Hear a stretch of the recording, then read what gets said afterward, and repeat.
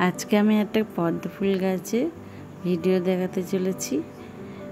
তো এই পদ্ম গাছটা আমি আগে ভিডিও ছাড়া হয়নি, তো এটা আমি বসিয়েছি মার্চ মাসের দিকে, তো ধরুন 4 মাসের মতো হয়েছে। তো তখন আমি গোবর সার আর মাটি দিয়ে বসিয়েছিলাম। তো এখন এইরকম গ্রোথ এসছে। তো এখন আমি অনেক দিন, তো 4 মাস হয়ে গেল, খাবার দেওয়া হয়নি। তো আমি একটু সামান্য NPK আর চাচা ও হাড়ের গুঁড়ো দিচ্ছি একটা কাগজে করে মুড়ে। এই জলের মধ্যে আমি ডুবিয়ে দেব মাটির ভিতরে। এই কাগজটা আমি এবারে ঢুকিয়ে দেবো, যাতে গাছটা আস্তে আস্তে এই খাবারটা নিতে পারে। পদ্ম গাছ সাধারণত বেশি কিছু কেয়ারিং লাগে না, ও তো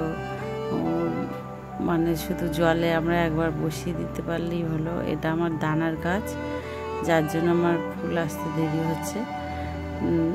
তাছাড়া আমার ছাদে শেড দেওয়া আছে, সেই কারণে রোদ্দুরটাও একটু কমই পায়।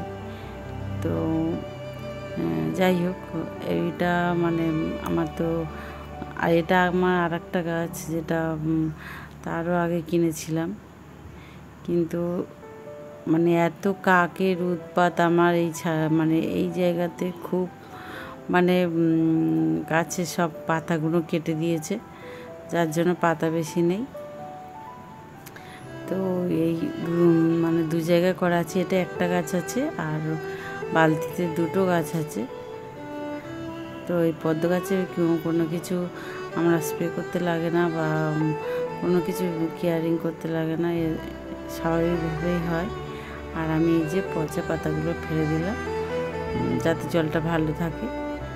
আর তাছাড়া আমাদের গাছ যখন ছোট থাকে, তো আমি মাছ তো কোনো কিছু ছাড়িনি এখন, মূল যাতে খেয়ে না, সেই জন্য আমি এতে মাঝে মাঝে মশার ডিম যাতে না পারতে পারে, তো আমি কাকা আছে, কাকা হচ্ছে 4-5 ফোঁটা করে ওষুধ দিয়ে দিই। ওই ওষুধটা দিলে আর কি মশার ডিম আর বাঁচতে পারে না, যদি বা মশার ডিম থাকে বাঁচতে পারে না। তো যাই হোক, আজকে ভিডিওটি এই পর্যন্তই। তো যদি ভিডিওটি ভালো লেগে থাকে, লাইক শেয়ার কমেন্টস করবেন, পাশে থাকবে। আর ভিডিওটি দেখার জন্য ধন্যবাদ।